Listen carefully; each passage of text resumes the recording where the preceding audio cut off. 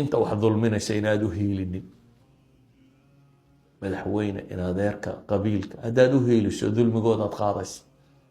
dadka wax dilaya haddaad u hiiliso dilkoodaad ka qaybtay walaa tarkanuu ila aladiina dalamuu fatamasakum nnaar baa ilaha yidhi war ha weecanina kuwa dulmiga samaynaya oo naariya idin haleeli aqimi salaata arafi salaada ooga intaa waxaa raaco ilaahay leeyahay sabra wasbiruu fain allaha laa yudiicu ajra almuxsiniin waayo wadada markaad ku toosnaato qodxa badan baad la kulmi laakiin waxaad u baahan tahay maxay si aad u suganto inaad sabirtaa baad u baahan tahay ilaahay subxaana wa tacaala haddana wuxuu kasii waramayaa aayaadka ku xiga qiyaame iyo waxaa dhici doona geerida xasuusnow haddaad geerida xasuusantay waa toosnaa waayo geerida garin maysid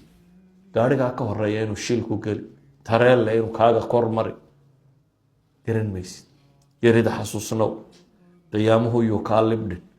haddaad qiyaamaha ilowdo adduununu hortaada yaallo waagu markuu beriyo barnaamijkaad la soo kacdaa inuu yahay adduunun hadduu noqdo oo aad ilowdo alxamdu lilaahi aladii axyaana bacda maa amaatana wa ilayhi nushuur qofka muminkii markuu soo kaco wuxuu xasuustaa in jaanis kale la siiyey waxaa mahad leh ilaaha nafta igu soo celiyey geeri dabadeed isaguna loo noqonayo wa ilayhi nushuur qiyaamaha ilaabina aayadku waxay kaloo ina farayaan waxyaabaha lagu toosnaaday asbaabta waxaa ka mid a alamru bilmacruufi wanahyu cani lmunkar ilaahay waxaan ka baraya subxaana wa tacaala annaga iyo idinkaba